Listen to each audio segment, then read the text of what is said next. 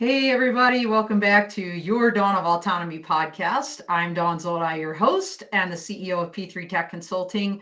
We are rounding out a great month that we've dedicated to this theme of ecosystem, sponsored by Grand Sky. And today, not only are we rounding out this month, we're also rounding out a 4-part series sponsored by TruWeather Solutions, which was their TruWeather Partner Series.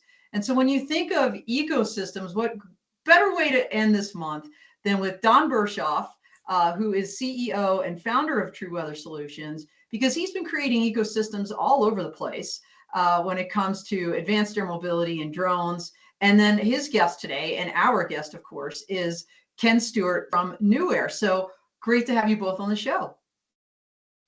Thanks for having us, Dawn. Great to be here. Thank you. Absolutely. So everybody, just a reminder, we are live. So we got two amazing folks here. Fire your questions, give them positive encouragement. Tell us where you're from. All right. So let's go around the horn real quick with intros first. And I think everybody knows Don. So we're going to start with Ken, and then we'll go back to Don. So Ken, over to you first. Give us your 30-second elevator bio pitch. Sure. So Ken Stewart, CEO here at NUAIR. NUAIR is a nonprofit based in New York focused on economic development. I've been here be 4 years, December the 4th. So coming up on an anniversary. Prior to that, led a lot of the UTM development for GE Aviation, their venture group. The company was called Aeros, which unfortunately went away with COVID. Prior to that, spent about 27 years in telecommunications, working in venture capital private equity companies. Amazing. Well, great to have you on the show finally. We were talking before we dialed in and to all of you. And we were saying we've been swimming in the same circles for years and never actually met. And here we are meeting virtually kind of for the first time. But Don, everybody knows you, but of course, please, for those like two people out there watching that don't know you, go ahead and give them a little bit about your background. Hey, Dawn. So I'm Don Berchoff. I'm the CEO of TruWeather Solutions. TruWeather was, we started up in 2015 to unlock the power of science and technology, weather science and technology, trapped in labs and universities that was not making its way out into commercial systems. We focus on the low altitude. We focus on the drone and air taxi industry, autonomous vehicles, electrified vehicles, because we know that those vehicles are going to be weather sensitive. We know the current weather system that we have is not been built for this. And we know that there's gaps that have to be filled. So we're filling those gaps. We bring sensors all the way to decision solutions. And, we've really been around now for 9 years. We started in upstate New York, actually working with NUAIR and working with the Genius program. And so we are a Genius team. And we work very closely with upstate New York.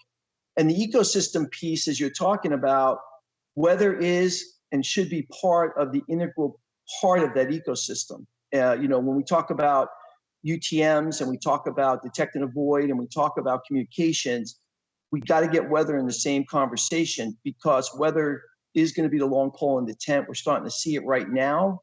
And we need to get it built in to our thinking about resiliency and BV loss, because that's where it's going to start mattering. Yeah, absolutely. Everybody out there, this guy, he started journaling weather when he was 7 years old, by the way. I know this because he was on our Full Tilt Tech Industry Leadership Talks podcast about a year and a half ago. Look at this. Oh my goodness gracious. So look, if you want to know about his background, his incredible story, please go back and watch that on demand. Great stuff. Not only that, when you think about ecosystems, like I said, Don's been creating them all over the country, very much involved in the Dallas Key site. We were just together in that Fort Worth area about a week or so. It's all a blur, about a week or so ago with the GUTMA, Global UTM Association Harmonized Skies event. Don actually in Metis Technologies sponsored a live stream from there. He did a keynote, really great stuff. But at 100%, I was windy there when we were out there watching those live demos. And so weather is no joke when it comes to emerging aviation technologies. But let's talk about NUAIR and kind of what you guys are doing together. So Don, on this journey with your company, you started in the New York area. That's where you're from originally. So it makes sense that you would migrate back to places you call home. But tell us a little bit about the work you all do together, and maybe I'll ask Ken that question, because first, Ken, let's do this. Tell us exactly what NUAIR does, because I think we've all heard about NUAIR. Sure. But what exactly, as a nonprofit, do you all do? Yeah, so 12 years ago, NUAIR was put together when Congress set up to award 6 test sites at that time, 6 UAS test sites, designated FAA test sites. And so NUAIR was put together, put a bid in. New York got the award. At the 11th hour, the FAA determined that these need to be public entities and not private entities. So we worked with Oneida County. The award for the test site went to Oneida County, where Griffiths Air Force Base used to be. And so for 10 years, we essentially managed and operated the test site on behalf of Oneida County. In 2021, we submitted a grant to the state to talk about expanding beyond just testing like we do for the FAA, but really start looking at advanced air mobility and how do we move civil operations forward. One of the challenges of a test site is under the PAO operations, those data sets can't be used for civil operation validation. So by moving to Syracuse International, and recreating our waiver from PAO to civil, all the data that we capture with our partners coming here for verification, validation, and testing can now use that data for their civil ASTM standards or civil waivers, certifications, things like that. So focus very much on the civil side, but also kind of a dual use facility. We also do a lot of work for DoD. One of the things that's unique about Syracuse International Airport is it's one of the only airports in the country where military drones take off using commercial infrastructure. So it's a commercial airport. So now we have civil drones, military drones, and commercial airports commercial airlines operating there. I was smiling because I work quite a bit with the Syracuse National Guard, who flies the large, Group 4 drones out of there. In fact, Brian Laurie, Blast from the Past, was one of the initial JAGs that was with me at Vandenberg Air Force Base. He was their head lawyer. When I retired, he was a colonel, advising them on the drone stuff. So what a small world it is. And so then tying in TruWeather to this ecosystem that you created out at the Syracuse airport, what's the connection there? Sure. So when we moved to the airport, we went out and kind of redid all of our waivers. We now have 240 square miles of BB lots that actually incorporates the airport itself, but the entire range to the east of about 40 miles out and quite a bit north and south. And so if you're familiar with the upstate New York area, we always say we have 2 seasons, the 4th of July and winter. But it's got 4 good seasons, but winter is very harsh up here. We get about 127 inches of snow on average. And so weather is really important for us. And, if we've got people operating at the far end of our operational area, we have our ops center monitoring the weather real time, just in the event that something comes into that space while they're operating. A great example that we'll see some of this week is lake effect snow. There'll be a small band, probably 3 miles wide, that might dump 6 inches, an hour on a certain region. If you're out flying in that area, you don't see that coming. But using Don's technology, TruWeather technology, we can actually see that occurring on the lake, notify any of our pilots. And we fly year round. So weather is extremely important for our operations. Well, and that's a great segue then to kick it over to Don, because, you and I have talked at length about the sensor network. You're creating to blanket the nation. You blanketed this area up there in upstate New York. Tell us a little bit about what that looks like, Don. What kind of sensors you're putting out there, and why it's so important for that unique environment. Yeah, well, so I wouldn't say we blanketed the sensors up there. I would say that we've gotten very good at using the data that's available. There's a New York State Mesonet is up in New York. I'm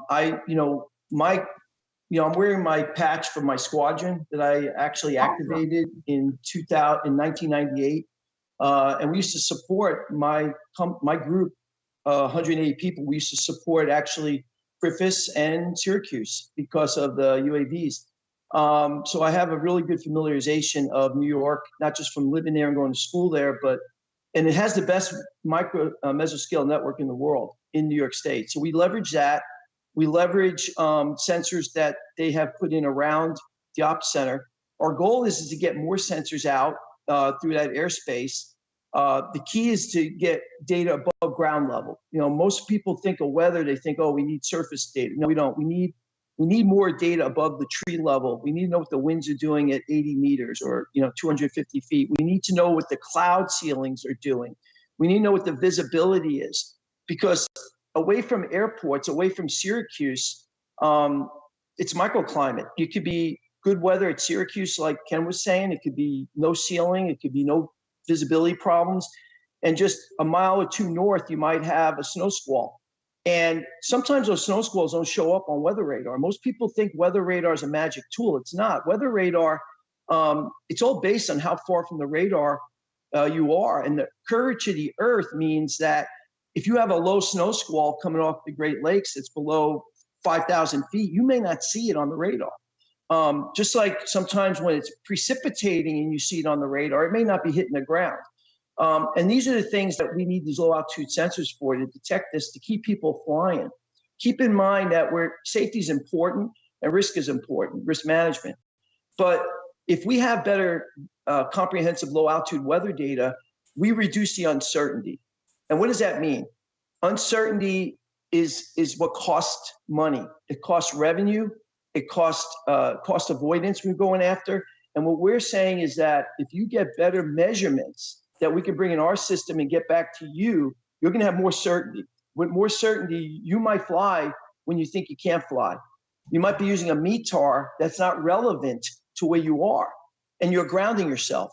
We're seeing this all the time. I've had 5 or 10 conversations literally in the last 2 weeks about this.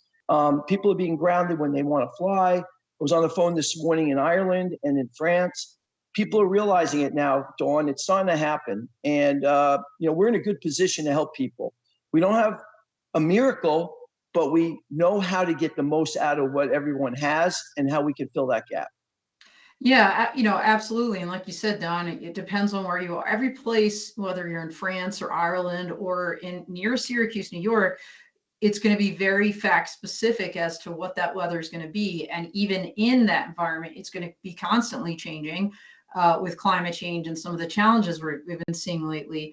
And I want to kind of bring it back to Ken and talk a little bit about, the partners you've gathered. I think we have a really cool picture of your ribbon cutting there at the Syracuse headquarters. So here we go. Focus, like you said, commercial, but also on the defense side. Don's talking here about, bringing more sensors to the table.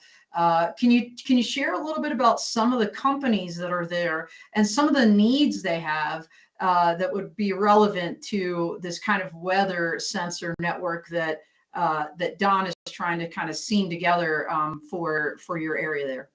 Sure. I'll talk about some of our alliance partners first, then I'll talk about kind of how we serve the market with those partners. And obviously Don's organization is part of the alliance partners. So we have 2 different USS providers, One Sky and Aloft. They both serve kind of different markets.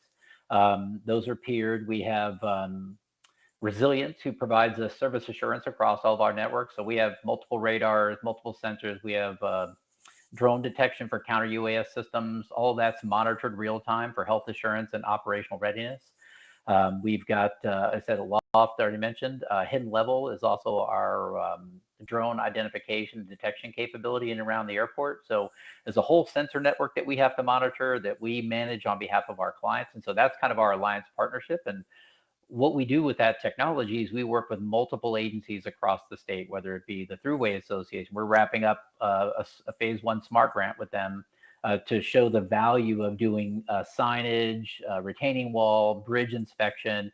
And so with that program, we've been able to show that they can scale doing supplemental drone inspections of these assets and save roughly $32 million every 2 years. And we extrapolate that out to the DOT, which has 17,000 bridges. It's almost $600 million every 2 years. And so this is the ROI that we develop and how we work with our state agencies, whether it be law enforcement, DOT, Power Authority, Port Authority. New York's got a lot of authorities. The city, we work with multiple agencies. And so that's really our goal, is to get them to adopting these technologies in really soup to nuts. We come and we help them Part 107. We do their NIST certification from 0 to 5. And so now all of our agencies that have programs are all demanding that their pilots are level 3. We do their SMS systems. We've done over 300 COAs and waivers for state agencies. So that's the value that we're bringing, really developing all of those systems. And so these are the early stages. A lot of this stuff is VLOS, right? They're doing things visual line of sight. But as we continue to expand our network, so the network we have in and around Syracuse will continue to expand beyond the region. They'll start adopting more higher advanced type operations of using drone in a box solutions to be able to go look at high voltage wires, using drone in a box solutions to do signage inspection and those things. So we see this continuum continue to grow. And as we develop that network, obviously the weather sensors are part and parcel to that system as we expand it across the state. Awesome. Awesome. So Don, back over to you.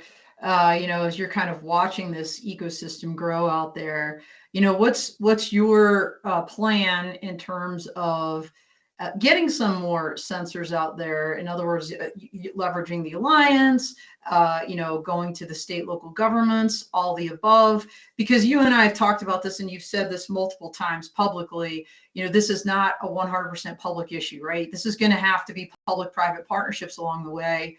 The government is not going to fund these sensors, right? So, there we go. Don's sharing a screen, I think. Well, let me just say that I thought I'd do this, Dawn. We're trying something new today. We haven't done this before, right? So this is Syracuse right here. And this is the current sensors that are available in that area. That these are just normal sensors. Hey, Don, that are out there. hold on.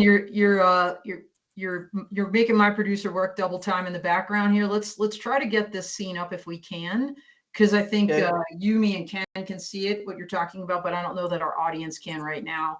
So while Mike's troubleshooting that in the background, and before we kind of get into the sensors, why don't we focus first on kind of like what is the way that you plan to encourage people to invest in this, in other words, and who are the partners you're looking for this network?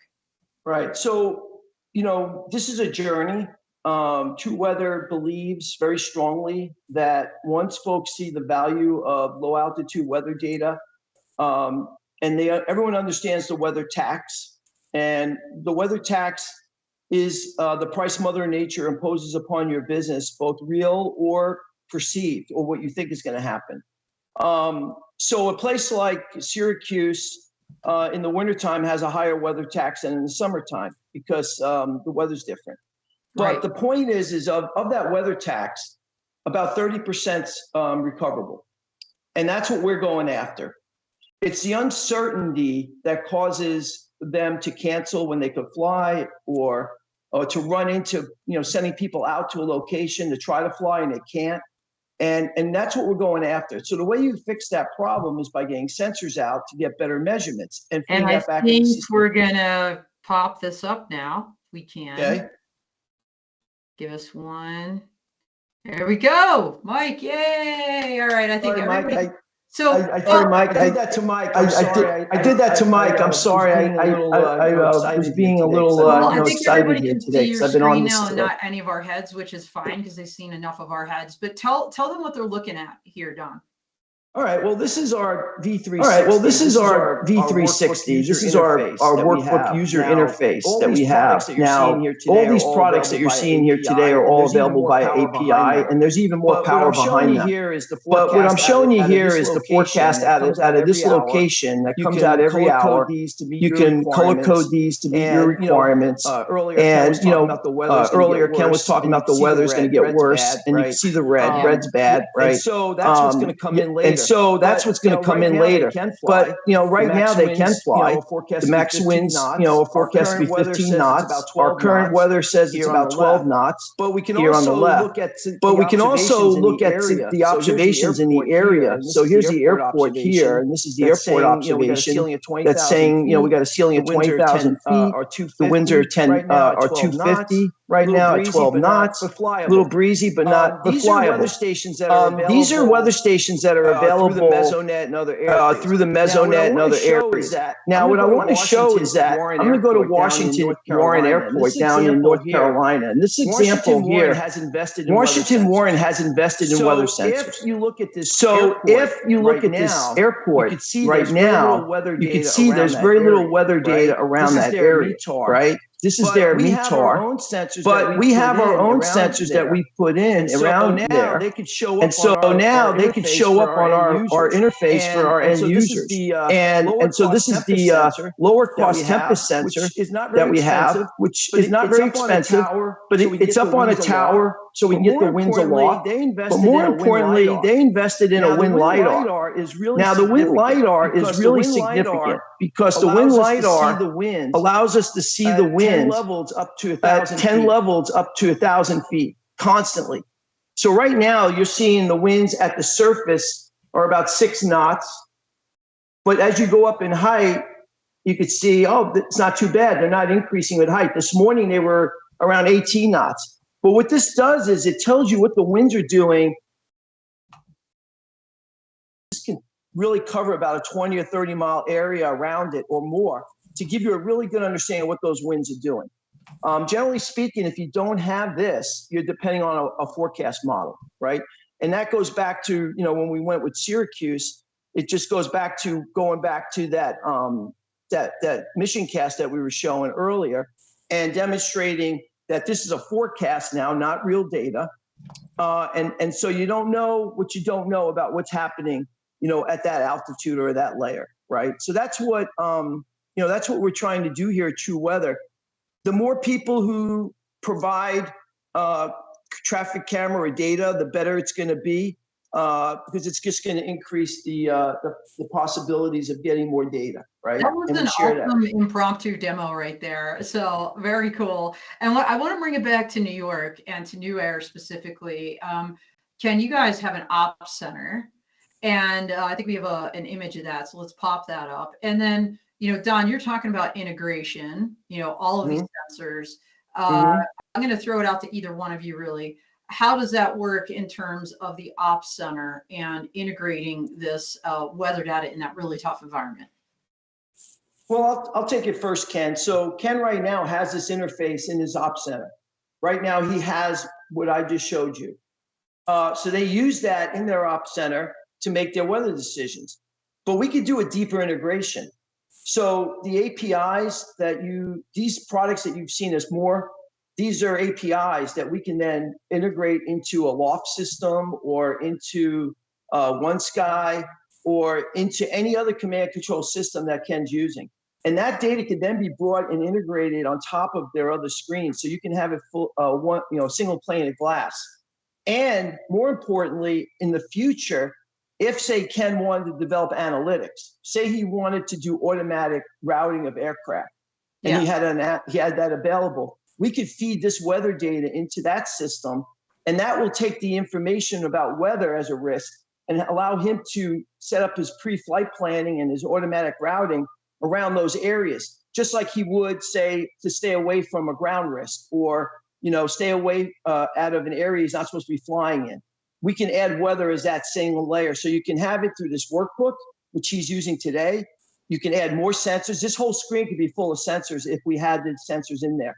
You can integrate it as an API into your command control systems or your UTM systems as a layer, or you can actually take the data and make it part of your analytics and your machine learning to help reroute aircraft in your planning process as you're doing your deconfliction, right? So why deconflict for something and then find out, I can't fly there due to weather? Why not have the weather piece already in there, then ask for that location to deconflict? Awesome. Ken, over to you on your thoughts. Yeah, so, we do a lot of flights here. Like in 2023, we did 2,600 flights across the year. So we fly a high volume of flights up here. And so, we're now going through this near-term approval process with the FAA to essentially provide this infrastructure for the safety of flight. And coming out of that, we will have live clients using that infrastructure. And so that's where what Don starts talking about gets really important. One of the routes we work on is almost a 40-mile route from a hospital to one of their cancer centers. And, you say, well, it's only 40 miles, but like where I live, I'm 25 miles south of Syracuse. And I look at Don's platform before I go in the office. I had 8 inches of snow the other day. Syracuse had 0. So that's how these little microclimates are all throughout kind of the Finger Lake region up here. And so it's really important to understand how that weather is going to impact. And so as we start developing these services, we see a lot of savings for the hospitals as real-time deliveries when they have to send out if you think about the way hospitals and pharmaceuticals work today, they send their trucks out in the morning to do these deliverables. And so as soon as those trucks leave, they're getting urgent calls for these things coming in one at a time. And so we've got to integrate like chain of custody, signature authority. All these applications have to be embedded into the entire process. But we've got a great partner in Upstate University Hospital that we're working with. And so this 40-mile delivery process is going to be the first thing we look at. They've got to continue to have the backup of an automobile or some other way of doing this, because we do have the issue of weather up here. And so, we have the right kind of UASs that can fly year round, but there's still weather up here that you're going to ground those aircraft. Hey, Ken, I'm going to ask you a question. You guys are operating out of Syracuse International, and not officially part of that test site. As you said, there were 6 of them. They were congressionally approved, if you will, or authorized, I think is the right word. And then there was the IPP and the Beyond program. I did some of my own research on there. Very weird, the authority for some of that. Sure. But in any event, you're out there at Syracuse now. How would you characterize what you're doing? In other words, we've got this thing in Texas. They're calling themselves an operational evaluation. Sure. Yep. We've absolutely got pockets of activity across the United States that are not affiliated with a test site. By the way, Mark Ganung is out there at the Nevada test site. One of our super fans saying hello this morning and happy Thanksgiving. Hey, Mark, we love you.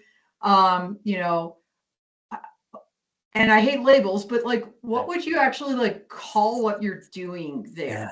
Yeah, that's been our dilemma, is how do we put ourselves in this new category? And we've been talking about this for months, but I think we see ourselves as really economic development for the state. We partnered with Genius New York, which Don was a cohort with. We try to bring those companies that kind of come through that program into our alliance. And we always say, we don't pick winners and losers, but we don't pick losers. So we always, kind of go through, we vet the companies, and try to integrate and really move things forward. For example, last October of 2023, we had the interworking group up here the interworking agency up here for 4 days. And when I first called them, when they passed the American Leadership Act in advanced air mobility, I called and said, you need to come to Syracuse. And they're like, why would we ever come to Syracuse? Well, and this is the FAA you're referring to? It's DOT. It's 22 DOT, federal agencies. okay. Yeah, it's 22 federal agencies in total. So Department of Energy, DOT, FAA, NASA, a bunch of different agriculture. They all came up here, and it was the 4th stop of 4 stops. And at the end of it, they said, we should have come here first. They're like, we went to aircraft manufacturing locations and we learned about the aircraft. But the thing that we do, and I think this is what really differentiates NUAIR, is we focus on economic outcomes.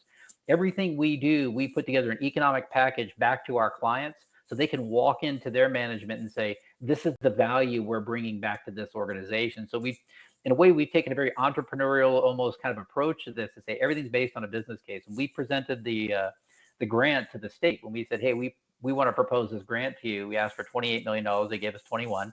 And we said, look, from this, over the next 4 years, you will get a $250 million return on investment.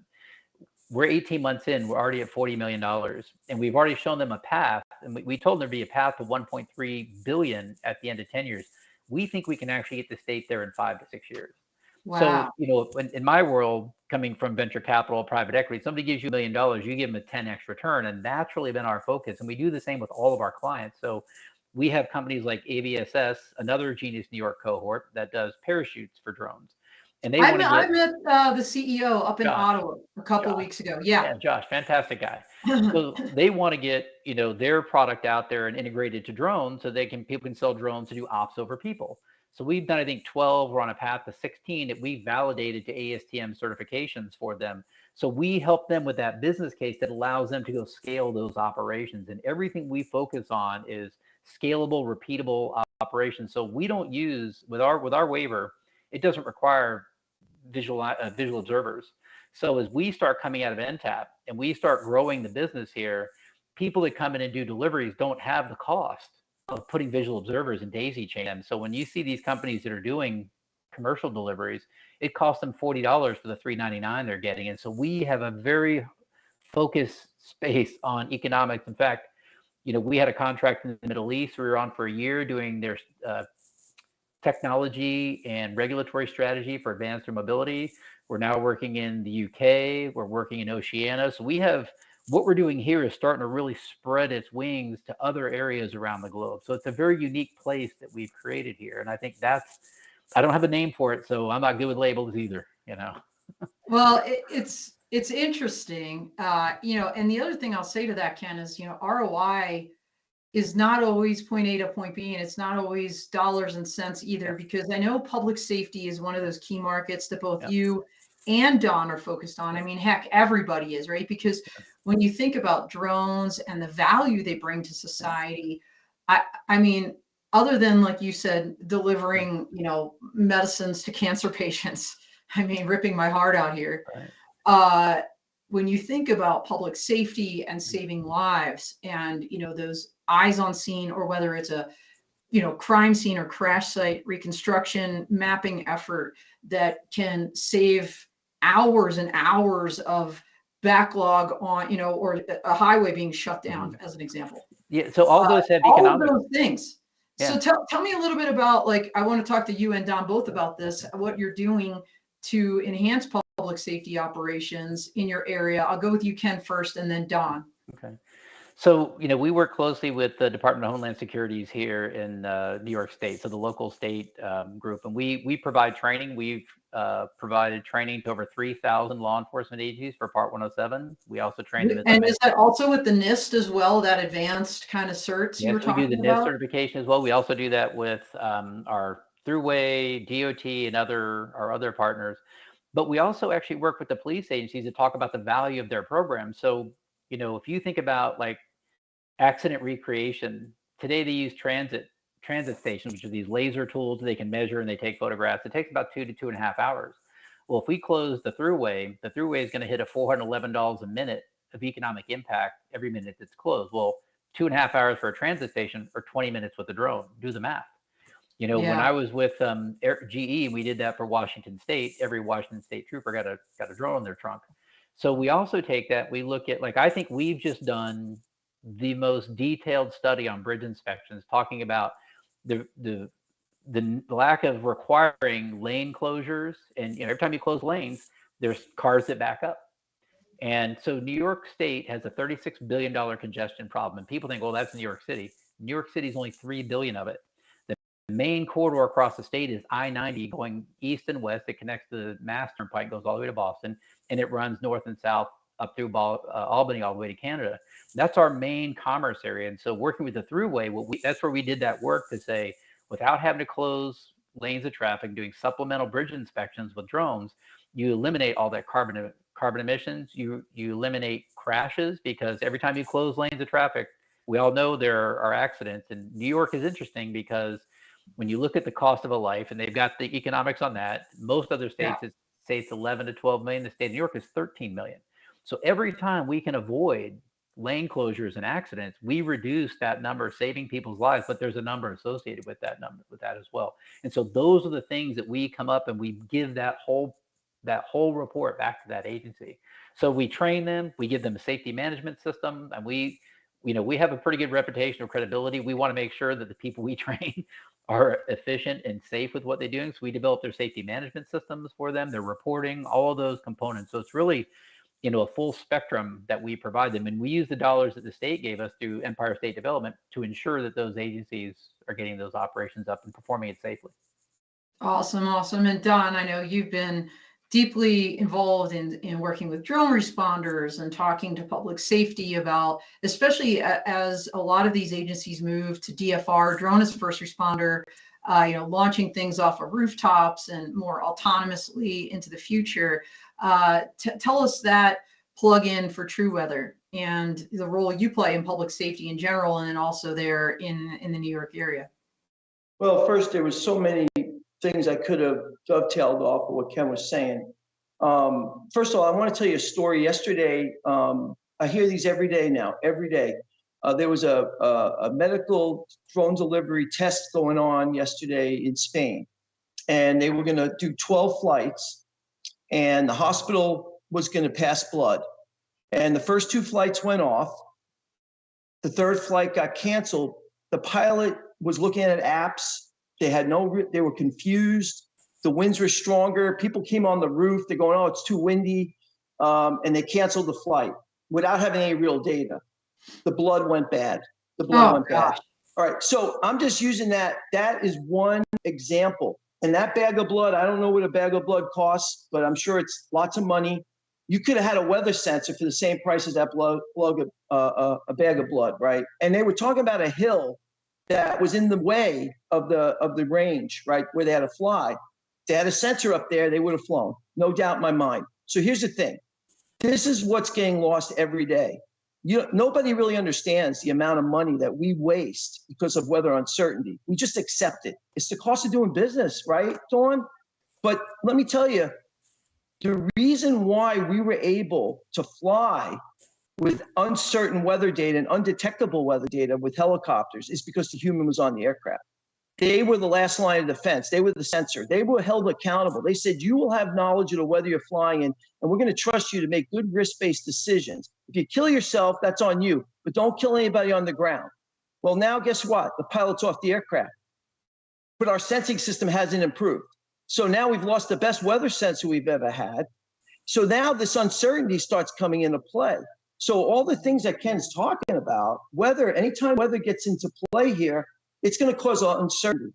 And that uncertainty costs money. So right now we're seeing 30 to 40% weather cancellations for drone delivery. Shouldn't be that high.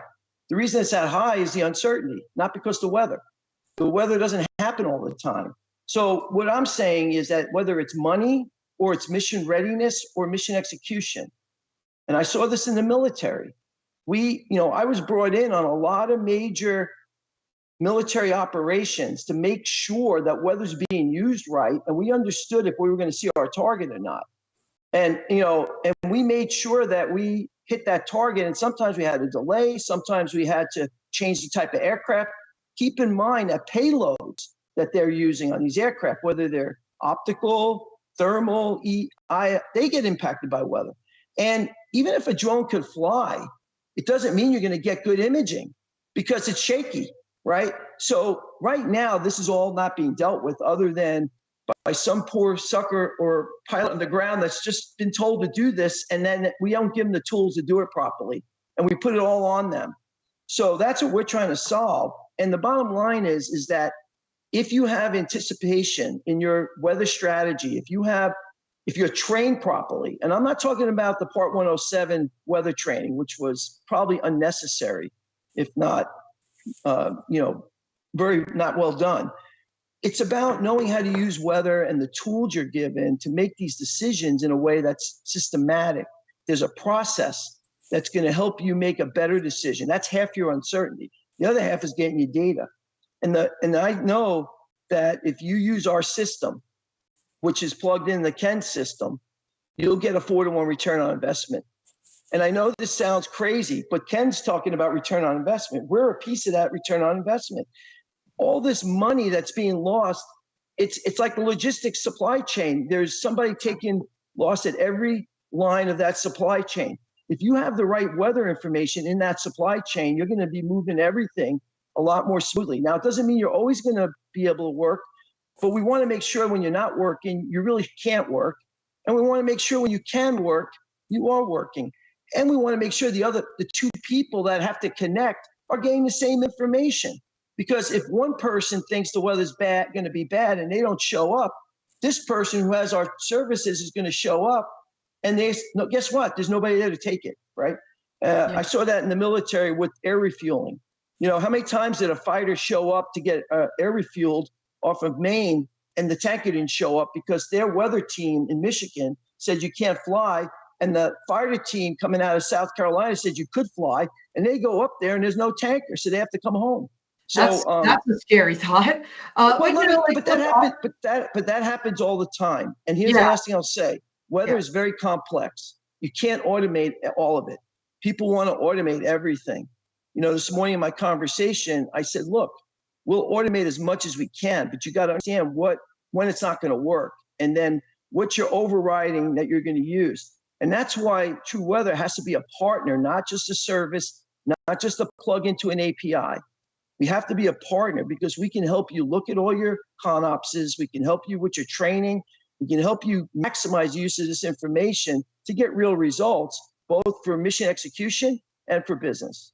Well, and I know you guys have forecasters on call too, because like even as you were showing your live demo there, Don, my head was exploding and I was getting PTSD flashbacks from taking the Part 107 test and some of the weather questions, which I know much to your chagrin, I still will never understand. And that's why you're out there with your team. But look, we're getting short on time and this has been awesome. And obviously public safety is one of many different market sectors that are going to rely on weather as they go to advanced and more autonomous operations moving forward. But I want to talk about, look, we're at the end of 2024. We're at the end of your TruWeather Solutions series on the show, Don. Really appreciate you and Lisa and the whole team. It's been a great year. As you look back on this year and of course, look forward into 2025, what's the one big thing? I'm going off script here, guys. What's the one big thing that you are looking forward to as the new year, as we walk into the new year together? Ken, I'll go with you first. So for us, it's the near-term approval process because it allows us, the FAA has never previously allowed third-party infrastructure for the safety of flight. And so there's, I think, 4 different companies are now going through the process. So for us, it means that all the infrastructure we put in place, we can now start putting our clients and partners and enabling people to do this. And I think what's unique for this region is we're a neutral host.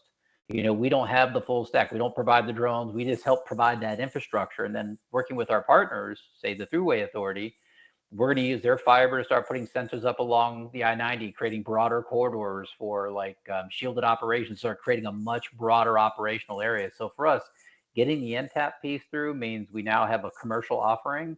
And then, from that point, it's about grooming a larger network and just enabling more companies to come here and do what I think this industry has been trying to do since 2016, 2015.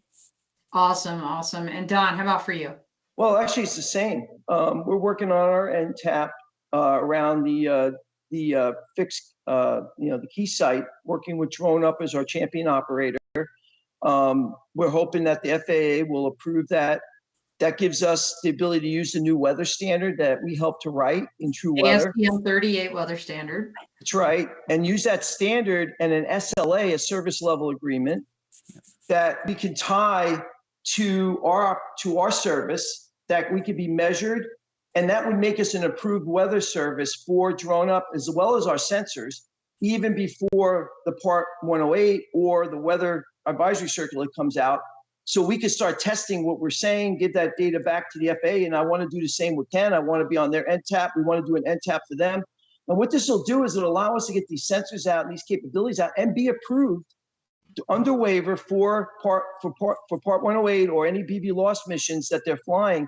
And we could close these gaps earlier and be prepared then for, when 108 comes out. And we're also going to be working very much around our test beds. We have 2, scanning with LiDAR test beds. One's going to be around Fort Worth, and that's for small drone operations. And the one in California around Hollister, which is going to focus on middle mile cargo drone and air taxi. And so we're building these use cases and these test beds to figure out what the weather sensing strategies need to look like, what the ROI is going to be, what the business model is going to be, and how then we could figure out and make it affordable for everyone. Because our goal is to amortize these costs of the infrastructure over lots of operators so that they're only paying for a service. They don't worry about paying for the big infrastructure that everybody's worried about, because the government's not going to pay for it. The federal government is not going to put it out there. So. Yeah, no, awesome. And by the way, Mark is out there saying, great show. Thanks. I agree. Great show. It's easy to have a great show when you have great guests. So thank you both so much for, I learned a lot today, honestly. In fact, NUAIR, Dave Whitaker from your organization was part of my Law Tech Connect workshop last year. But until really now, I didn't fully appreciate what you guys are doing. So this is really great stuff. Thank you so much. And of course, Don, so awesome to work with you throughout the year. I look forward to a great year together, all of us, and for the whole industry, really, as we go into 2025. So before we close out real quick, I'm going to let Don do this, and then Ken, tell everybody how they can learn more about your companies and organizations and how they can reach you. Well, you can go to our website at www.trueweathersolutions.com. You can always reach me on LinkedIn. And we look forward to talking with you about the future. We're also going to be taking weather data off of drones very soon. We have the telemetry already hooked up. It'll be real-time telemetry coming off of drones. So we're excited about next year, and we want to help people. Our job is to help you be efficient and be mission effective. And we're standing by. Awesome. Ken. Same thing here, website NUAIR, NUAIR.org, not .com. Always here to help. We're good at problem solving. So people out there looking to commercialize, scale their operations, that's what we're good at. Also on LinkedIn, and look forward to, going forward in 2025. All right. And I want to thank Ken for, we have a great relationship, and looking forward to winter, because we weather people like weather. So as I stand in my basement watching the snow come down here in Colorado Springs for a white Thanksgiving. But on that note, for those that celebrate Thanksgiving, happy Thanksgiving to all. We should be thankful all year round. And frankly, I feel so blessed to be able to interview folks like this and learn about the industry as a student and get to help tell these stories. So thank you, everybody out there, also for watching. Have a wonderful holiday, and we will reconvene next week in early December as we kick off a new month called the Best of 2024, sponsored by Leica Geosystems. So we'll see you there. In the meantime, we are out here.